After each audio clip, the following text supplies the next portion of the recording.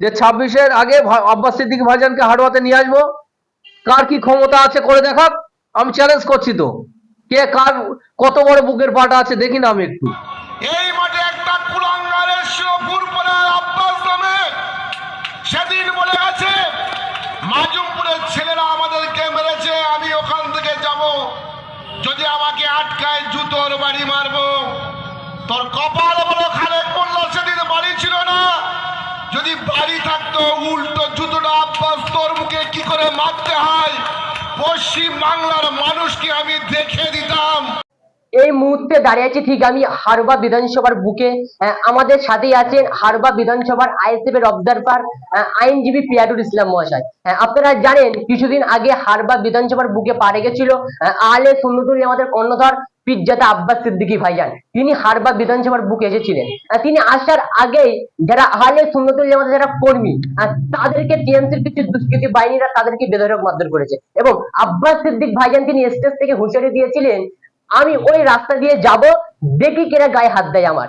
হারবা বিধানসভার এক টিএমসি নেতা তিনি বিস্ফোরক মন্তব্য করেছেন। আর তিনি বলেছেন, আমি যদি বাড়ি থাকতাম আমি আব্বাস সিদ্দিককে দেখে নিতাম। আর ওর ব্যক্তিগত আক্রমণ করেছে আব্বাস সিদ্দিক ভাইজানকে।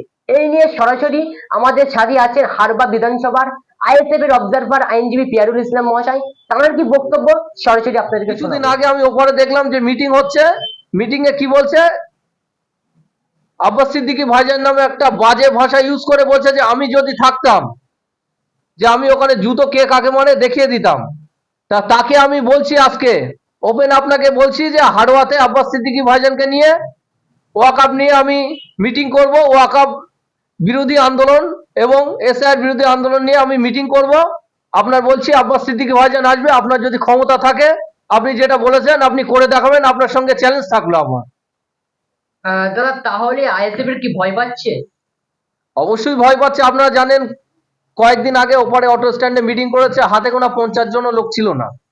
আর তারা এমন এমন ভাষা ইউজ করছে, ল্যাঙ্গুয়েজ ইউজ করছে, মানুষই সাধারণ মানুষই বুঝতে পারছে যে এরা মানুষের জন্য কি করতে পারে বা না পারে। এরা ইচ্ছাকৃতভাবে বাজার গরম করার জন্য এসবগুলো করছে। মানুষ ওদের পাশে নেই, হুমকি চুমকি দিয়ে ইচ্ছাকৃত মানুষ যাতে পাশে থাকে সেই ব্যবস্থা তারা করছে। কিন্তু আমি আপনাদেরকে বলছি হুমকি চুমকি দিয়ে কাজ হবে না। মানুষ সবাই জানে দিদি যেটা বলেছিল, দিদির কথা কিন্তু রাখেনি, মানুষও মানুষের কথা রাখবে না। এখানে ওয়াকআপ আন্দোলন করতে দেয়নি। দিদি কি বললো, যে আন্দোলন যদি করতে হয় দিল্লি গিয়ে আন্দোলন করো।